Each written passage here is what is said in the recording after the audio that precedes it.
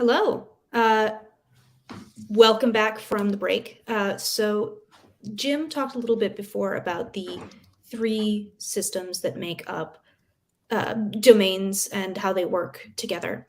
In this session, we're going to be taking a little bit of a deeper dive into WordPress. Later on, we'll do a similar thing for WHMCS and for WHM. So I'm going to share my screen and just walk you through the first steps of what it looks like, what your resources as an admin will be in backend, and generally how that should work for you.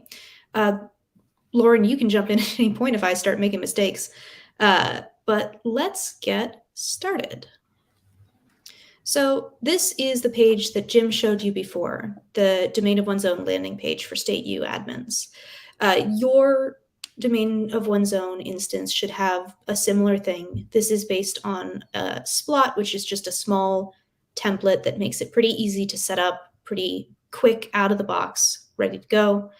And it's got the links as Jim showed you. It's got a couple more resources. And to go to WordPress, you would hop over here and then click Login.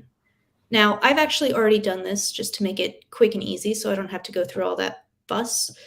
So here's what it would look like for a user. They will come to this homepage. This is sort of our out-of-the-box way that this will look. It's got, you can see branding, it's got this little logo, which is really nice. It's just allows you to make it a little more personalized to your institution. So when things are getting set up, it won't be this this background. It'll be something that you send in, something that reflects your campus, your institution's personality, whatever you want it to look like. So this site, WordPress, is what we use as a wrapper to deliver the cPanel, the control panel that has all of the tools in a domain of one's own user toolbox to do whatever they want. We talked earlier a bit about how domain of one's own can be a really personal experience depending on what you want to accomplish, depending on why you signed up, depending on just the purpose that your institution wants to provide. But a user coming to this site for the first time will see functionally this.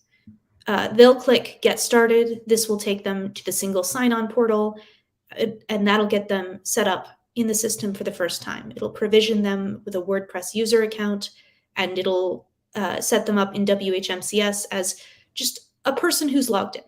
I'm actually not going to click Get Started because this site, which is our sample site, doesn't have SSO integrated, because the idea is that you even could log in, become a user, test things out, and make sure that they're working, and see what it's like, actually, not make sure that they're working, but what it would be like to be a user at your institution. Can't do that with SSO because we don't have that for you, for your email. It just wouldn't work.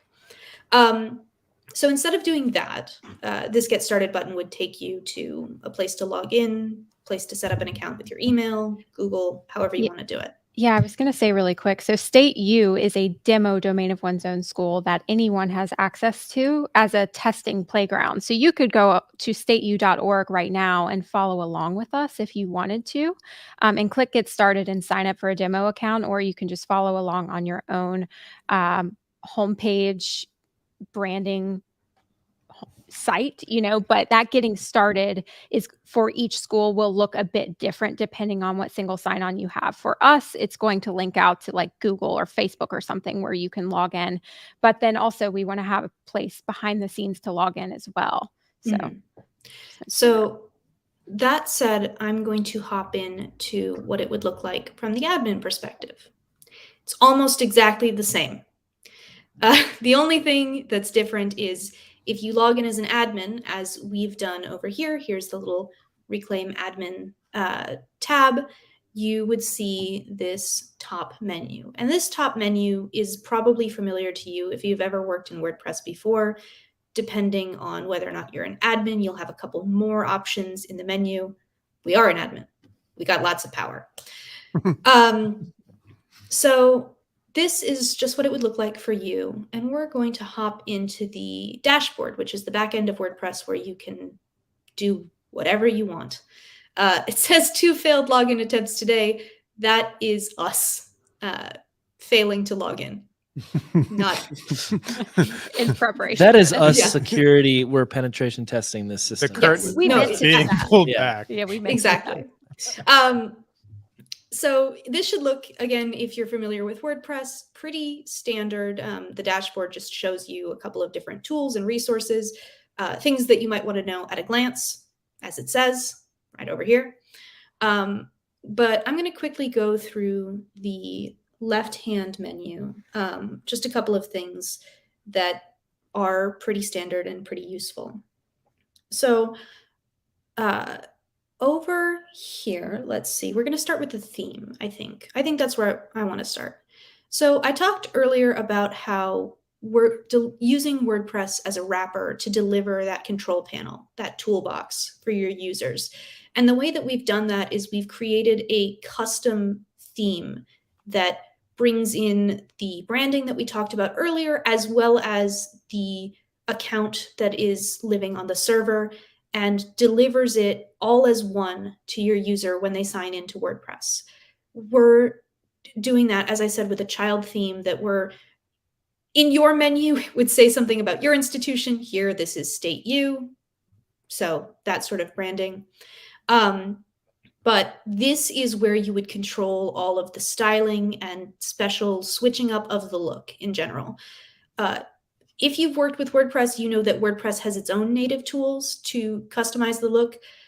Because of the custom code that goes into bringing the WordPress and the cPanel together, we have a special place to do that styling, because if you use WordPress's built-in tools, it won't know what to do with the cPanel part, and it will break.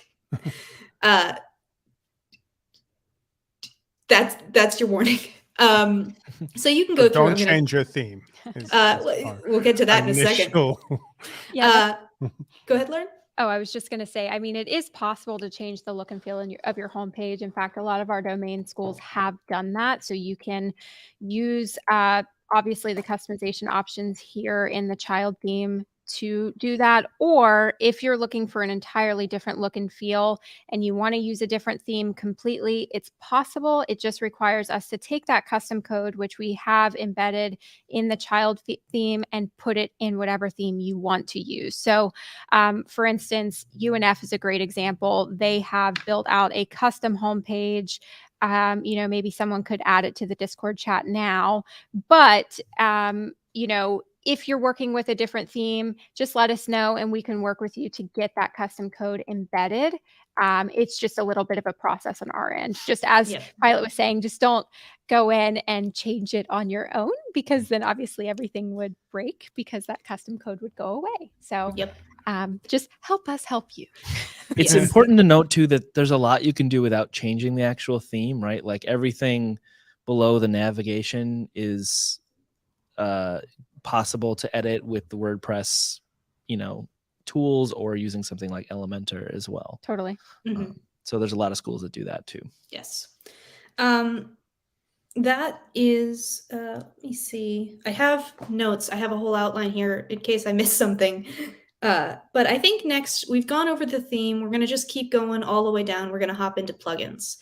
So the plugins are part of where the magic happens, part of what brings everything all together.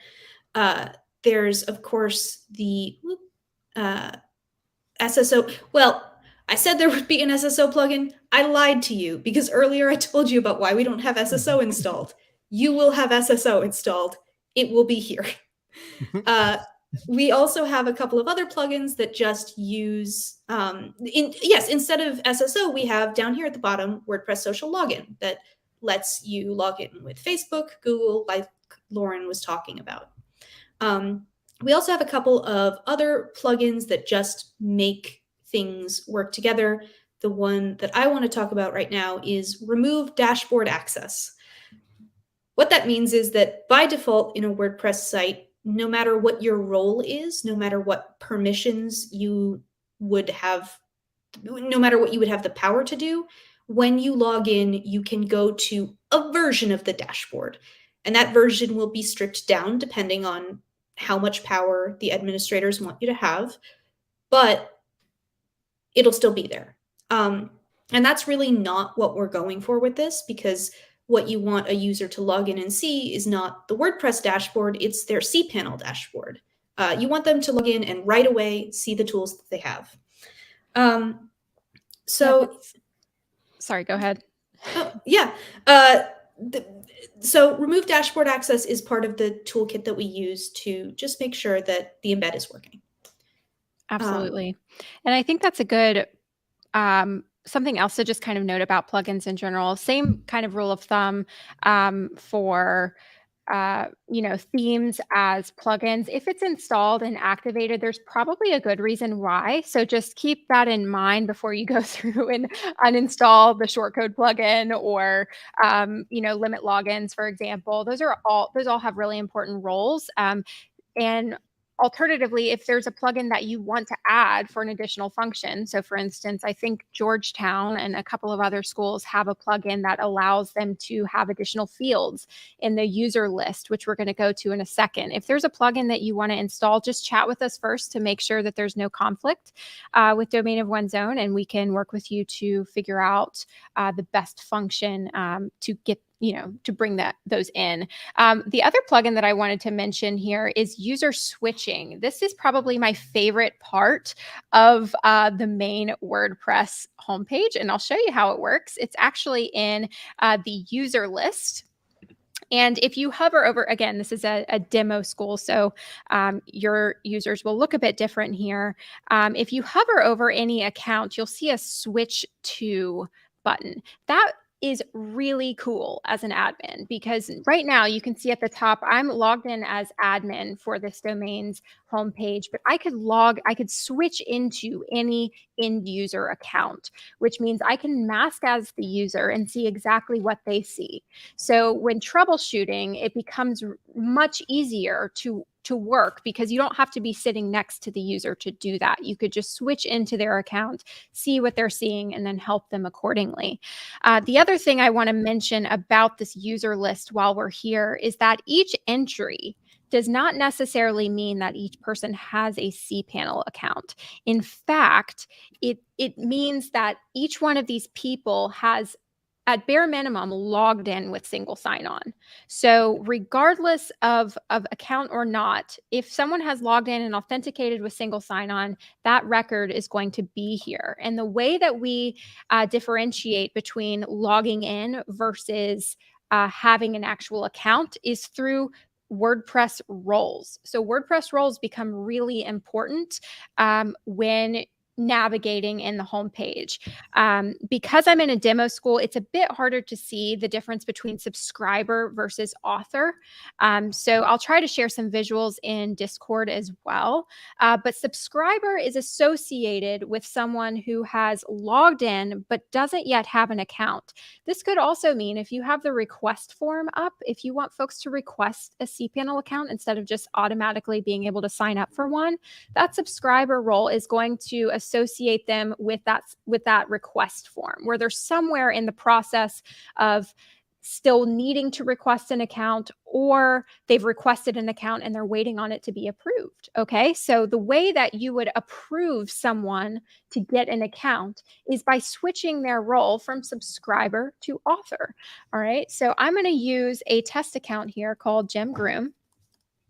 I was just going to quickly hop in and say that we don't have the request form activated on this particular site. We can't demonstrate it for you for all the same reasons we can't show you single sign-on.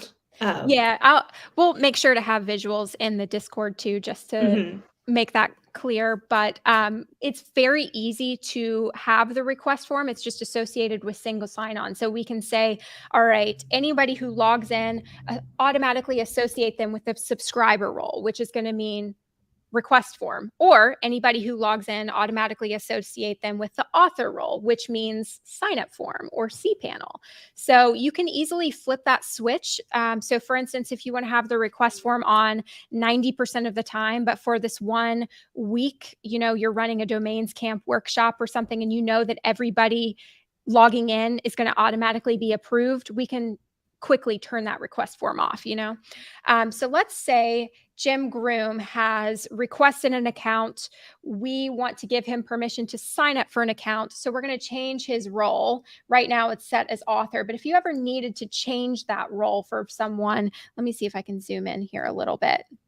You would check their user list and you could click change role from subscriber to author, and then you would click change. So that's kind of how we're doing that. That's how we're handling it there. So if Jim was set to subscriber, you know, I could change him to author just like that and click change. Since he already has the ability to see a sign up form, I'm going to show you what that looks like, because I can actually switch into Jim's account here.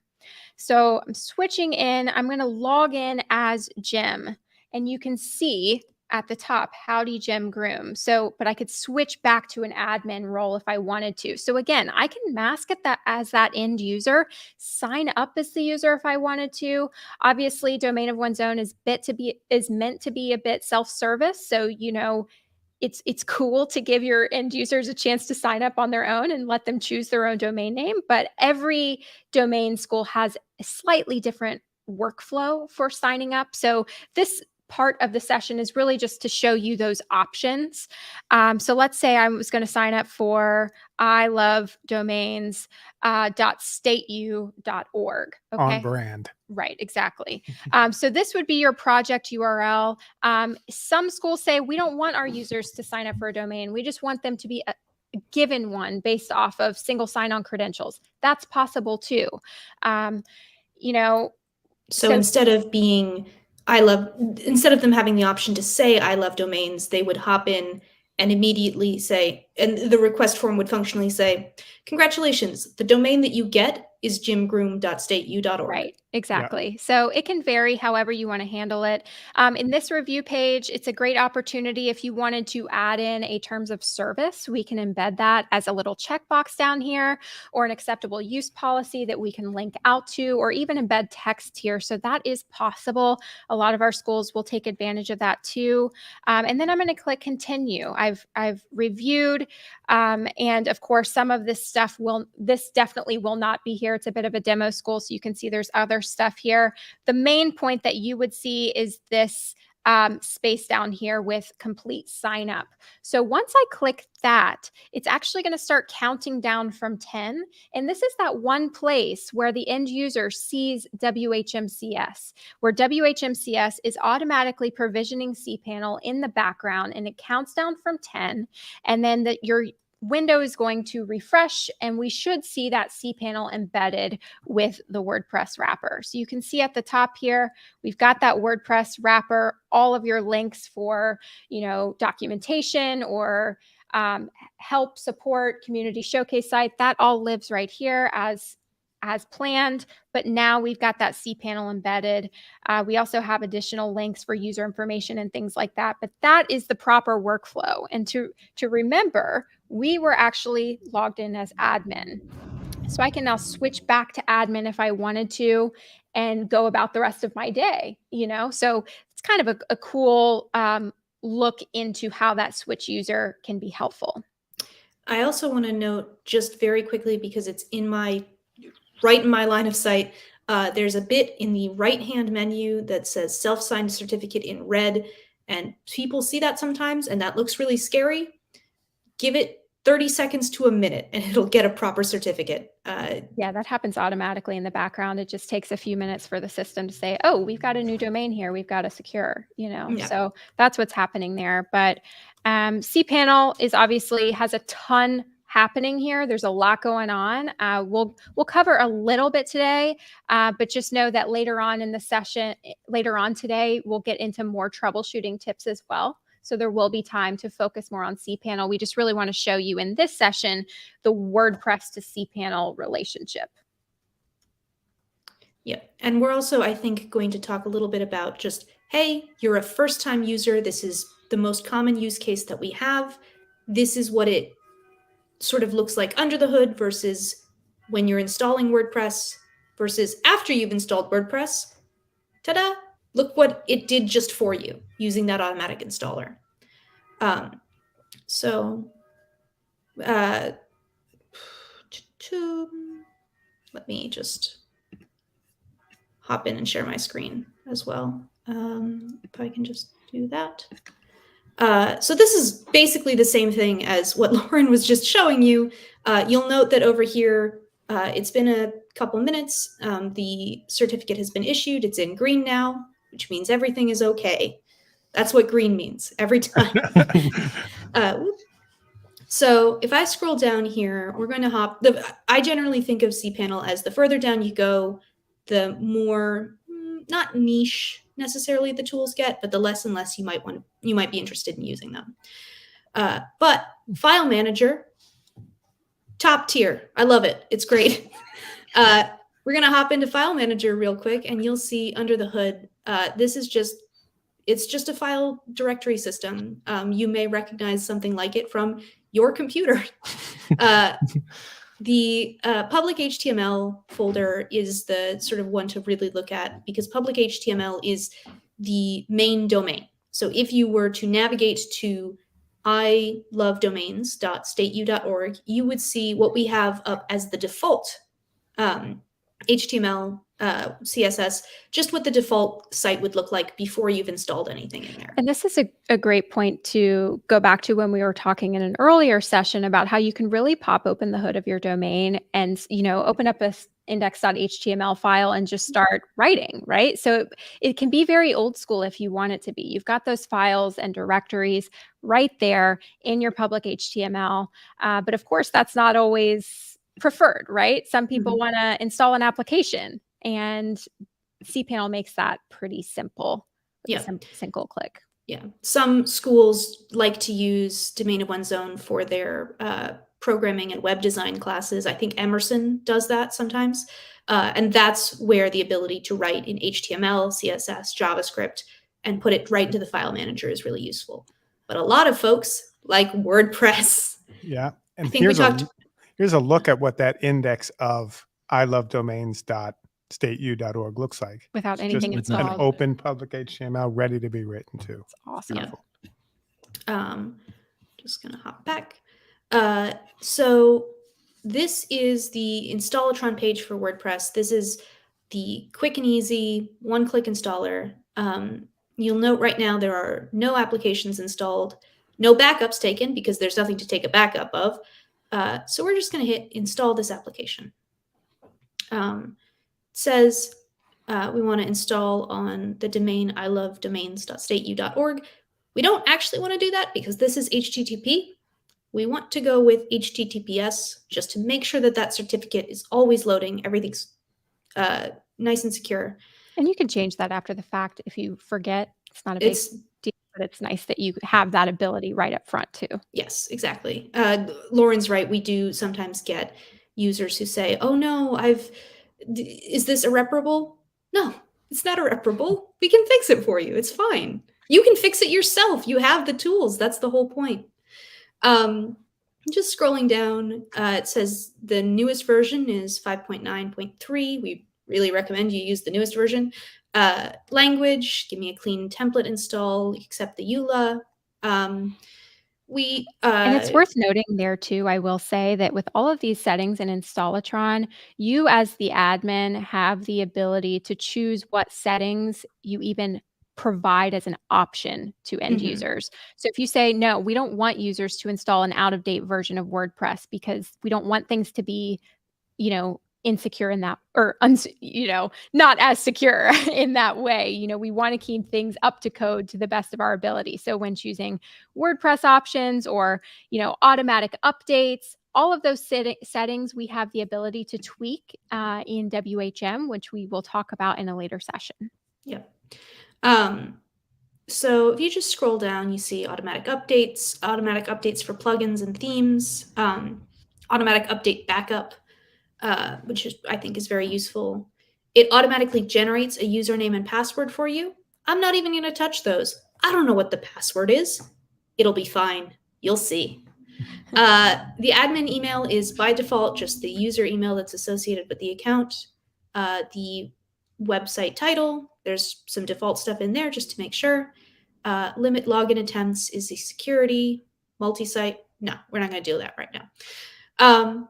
We're just going to hit install. One-click installer, super easy. You get the chance to customize your settings, but if you don't want to, it's right there. But it is interesting to note that you can install a multi-site right from Installatron, but just keep in mind, if you're into that, it's only subdirectories, not subdomains. Yeah, but that checkbox is so cool. Just by a simple Yeah. checkbox, you can enable a multi-site, which is awesome. Yeah, it's powerful. I also love this window because you can see all of those files being automatically installed in cPanel. I remember as a student seeing that for the first time was super cool. Yep. I'm very quickly going to hop back into File Manager before I show you a secret powerful trick. And we are going to just refresh to make sure that everything's taken. And you remember before, the public HTML was blank. It was empty. There was nothing there. There's lots of things there. And this is the power of Installatron, is it can really just put together all of these things. You don't have to mess around with how do I install it myself. Installatron will take care of the whole thing for you. And yeah, I don't know, just seeing that again, seeing that as a student for the first time, being able to pop into the plugins folder and see how that was set up on the back end. I never had that exposure before. And so it was really cool just to see how websites work. And I think that that's such a cool skill to have. And so the fact that Domains makes this possible, even though it's so simple, is really neat. And the index goes to that hello world, WordPress, you're up and running. Exactly. You now have a publishing platform. It's awesome. Mm-hmm. So just kind of coming full circle again, within the session, we've talked about WordPress, the home page, which is your main portal for Domain of One's Own. It's where you can brand and offer support resources for Domain of One's Own. It's where you as the admin have the ability to go in and see user accounts, see how users are logging in and interacting with domains. It's where we handle request form. It's where we talk about single sign-on. And it's also how you can log into end user accounts to manage cPanel accounts, for example. So this is a bit of an overview of WordPress. I think 90% of the work that you're going to do is going to be in this space. Yeah. Let's see. I do want to very quickly bounce back, and because I sort of assume we might re-record this, just hop in and say, earlier when I said I'm not even going to look at the username and password, that's because there's a little magic link here. If I click it, it'll take me right to the dashboard. What's up? Oh, I was going to say you weren't sharing your screen. Oh, shoot. Well, that's okay. There we go. Let's do that again. Go ahead, Taylor. No, that's fine. It's good. Okay. The little magic link is right here. And just like that, you are in the dashboard. Yeah. You're good to go. Beautiful. And WordPress is the only one of the applications that does do that. That is actually very, very important.